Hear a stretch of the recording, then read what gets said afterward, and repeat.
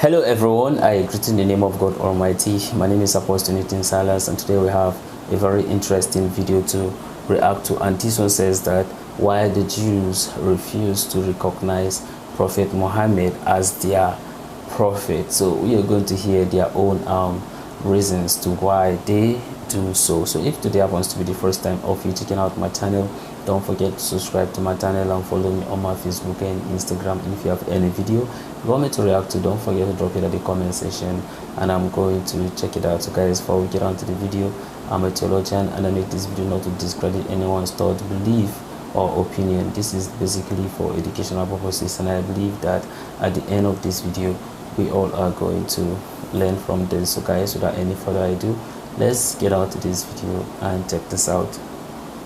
It's common for parents to love their children more than the children love their neighbors.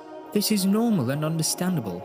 However, most parents can recognize that some of their neighbors' children may have better qualities in terms of character, personality or talents compared to their children, sometimes even in many aspects. Still, parents generally have a stronger love for their children. A similar preference can be seen among religious believers. In every religious community, people tend to think that their prophet, holy book, saints and religious traditions are the most true and excellent. This natural feeling, though understandable, can sometimes lead to an unjustified sense of superiority. It can result in hurtful words and even physical conflicts between believers of different religions. Factors influencing Jewish people not to follow Prophet Muhammad, peace be upon him. One reason was the troublesome state of traditional tribal politics and violence in Medina, which led to conflicts between different tribes, including both Jewish and Arab tribes. This is something that most Muslims are aware of. Another reason was the fear among Jews that after Prophet Muhammad, peace be upon him's death, many of the former pagan followers might start worshipping him as a deity, similar to what happened after the death of Prophet Jesus. This eventually led to the persecution of Jews who refused to worship Jesus as the Son of God by the followers of Jesus a few generations later. The Jewish community wanted to avoid a similar situation. The third reason was the widespread belief among Jews that the era of prophecy had ended a long time ago. They didn't believe that any new prophets would arise. Encounter with a Jewish neighbor and the unbelief of the prophet, peace be upon him. It's widely known among Muslims that during the time of the Prophet Muhammad, peace be upon him, Jews and Christians were aware of his true status as a prophet, but chose to keep it a secret. While many have discussed the prophecies mentioned in the holy books of these faiths, few have talked about the actual attitudes of Jews and Christians towards the Prophet, peace be upon him, at that time. These attitudes revealed their lack of sincerity on one hand, and highlighted the Prophet Muhammad, peace be upon him's sincerity and truthfulness on the other. Salama ibn Salama al-Ansari shares his experience as a young boy living next to a Jewish neighbor. This neighbor used to have discussions with Salama and others about topics such as resurrection, judgment day, hell and paradise. Salama, being the youngest, was present among some people who didn't believe in resurrection. They questioned whether people could come back to life and be rewarded based on their actions. The Jewish neighbor accused them that this would indeed happen. He pointed towards a direction between Mecca and Yemen and indicated that a prophet would soon be sent. Salama mentions that not long after, the Prophet Muhammad, peace be upon him, was sent, and the Jewish neighbor was still alive among them. While Salama and others believed in the Prophet, peace be upon him, the Jewish neighbor, out of envy and bitterness, refused to believe, even though he had previously informed them about him. Salama and others confronted him, reminding him of what he had said, but he denied the Prophet, peace be upon him's authenticity, stating that he was not the expected prophet they were anticipating. What does Quran say about the Jews? Some Jewish people used to pray for victory and mention the name of Muhammad, even though many of them believed in him as a prophet. However, they had a condition that the prophet should come from their community, and because Muhammad was not from their people, they refused to accept him as a prophet. The Holy Quran addresses this behavior by mentioning that when a book from Allah came to them, confirming what was written in their scriptures, they chose not to believe it. This is even though they had previously prayed to Allah for the coming of Muhammad to help them defeat their enemies. As a consequence, Quran pronounces a curse upon those who disbelieve. Allah Almighty says in Surah Al-Baqarah, "They, Jews and Christians, say, our hearts are the wrappings which preserve Allah's word. We need no more. Nay, Allah's curse is on them for their blasphemy. Little is it they believe." Allah Almighty explains in Surah Al-Imran, the thing happened to the Jews that turned away from the straight path even though the book of Allah was given to them. Have you not noticed those Jews who have been given a portion of the book? Whenever they learned, men are summoned to the book of Allah to judge the differences between them, a party of them turns away in aversion. This is because they say, "The fire of hell shall not touch us except for a limited number of days." The false beliefs which they have forged have deluded them in their faith. What Allah did do to the Jews when they refuse Him and His Prophet, peace be upon him?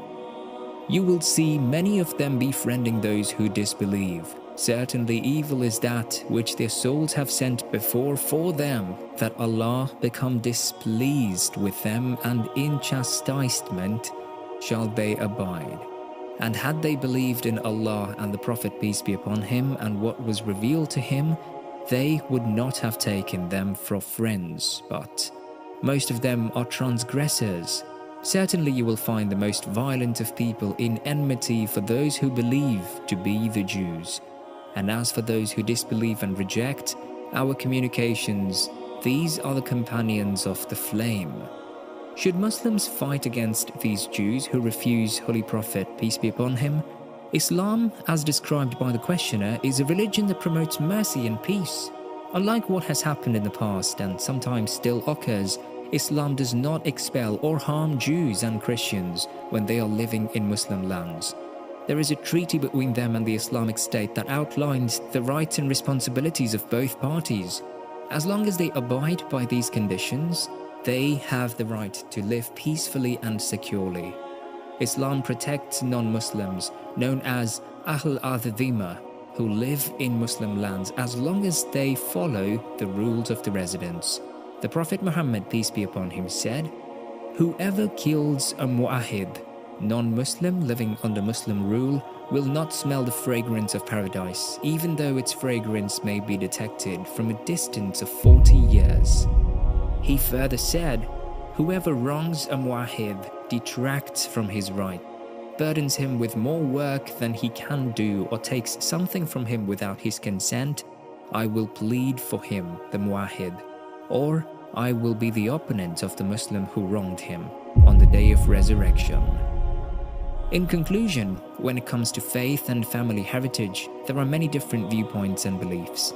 The Jewish community wanted a prophet to come from the descendants of Ishaq and eagerly awaited divine guidance. This surprised them and challenged what they thought they knew.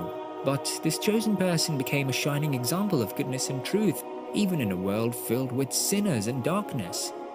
It's important to understand that Islam teaches kindness, peace, and living together peacefully.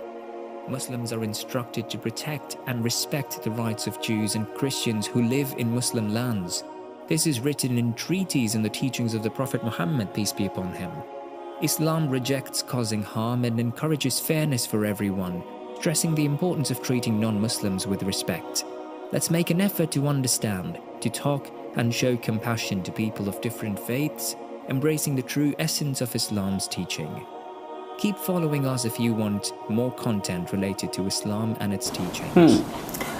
That's a very interesting video. At least for some of us have learned the reasons why the Jews does not accept Prophet Muhammad as a prophet of God. And then let me not just say only the Jews, but then the reasons why Christians don't support or do not take Prophet Muhammad as the prophet of God, or should I say they don't recognize him as a prophet of God. Of course, this video has able to make us to understand that some of them are based on political reasons, and then some could be because of how they are being taught, and that's the reason why they do not accept him, and not that because of he do not either fulfill the prophecy in the religious scriptures, but in as much as they are fully aware of it, but then they wanted the prophets to come in the lineage of Isaac, that is Isaac. But then one thing I want to add up is, if you look at Jesus Christ, his story, and then how he was giving birth, of course, the Jews as of that time, they thought that Jesus is going to come from a very wealthy family and following, in a sense, the prophecy. But then at the end of the day, what happened? That was somebody that was actually giving birth in a manger, right? Somebody, you understand, that did not experience the life of what? Luxury, all those things, right? That is what, you understand, they are expecting. Somebody, you understand, that lives, you understand, in the royal house and all those things. That's how you thinking the king, you understand, will come. But at the end of the day, God in his own way, do it in his own way and not to man's understanding. That is why how or where man wisdom, you understand, ends, maybe probably that is where the wisdom of God starts. But then I think it does not still equate to that, because man wisdom, there's no way it can actually be equated to that of God. So sometimes I think people used to forget that Isaac and Ishmael are children of Abraham, and God promised, in a sense, his blessings to the children of Abraham. So the question is, who are you to decide whether the prophecy should be fulfilling Isaac or it should be fulfilling Ishmael? Who are you? That is why it is God. He can make anything to happen, and it's not in our responsibility for us to go and challenge and says that, oh, look, it has to be from this person or it has to be from the other person. No, God knows better, and he has reasons to why he do what he do. So there is no need of us to keep cautioning things that we cannot control, things that we have no understanding, in a sense, about. That's why I'm saying that let's continue to seek for God wisdom to be able to help us explain, in a sense, some certain things. And I could tell you that because of all these things, so many souls has been taken away just because of all these things that, you understand, well, to whether they are true or they are not true. But then the most important thing is for us to be connected to our maker, be connected to our creator, to be able to listen to him and do what he has asked us to do. At the end of the day, whether you believe in the Bible or believe in the Quran, all those things are there as guidance. They are not there because they are like a ticket that will take you to heaven. So why don't you just follow the ticket and follow the principles, instead of wanting to say that, oh, your ticket is not right, my ticket is right. Like at the end of the day, where would that one take you to? It can only just lead you to argument, right? So why don't you believe, in a sense, in the principle of God? Believe in him, believe in his word. If you feel this Quran is the right word, follow the Quran. And if you believe is the Bible, follow the teachings of God in the Bible. Follow all the commandments. At least, you understand, it can be able to lead you somewhere. But having this unnecessary argument to say that Quran is only the word of God or Bible is only the word of God is unnecessary. The most important thing is these things are like a guide, okay? Both the Quran and the Bible, they are all guidance. Those books, you understand, they don't even use these books in heaven. These things are only given here on earth, so they are going to expire here on this very earth. So just believe, you understand, in the teachings so that it can be able to take you to the next step. Simple as ABC. Believing in all these unnecessary arguments, it does not mean anything. And that's why, as for me, I don't care. Anyhow, you understand, people want to say it, and that is their problem, because even if I die today, I go to heaven, or whatever God is going to use to judge me, it will be between me and God. So if I know a particular verse in the Quran that I know that I can be able to use to give you an explanation for you to understand, I will use it. If you like say you are an apostle this, or if you like says that you are what, some says you are a fake pastor, why would you say that and all those, that is your problem.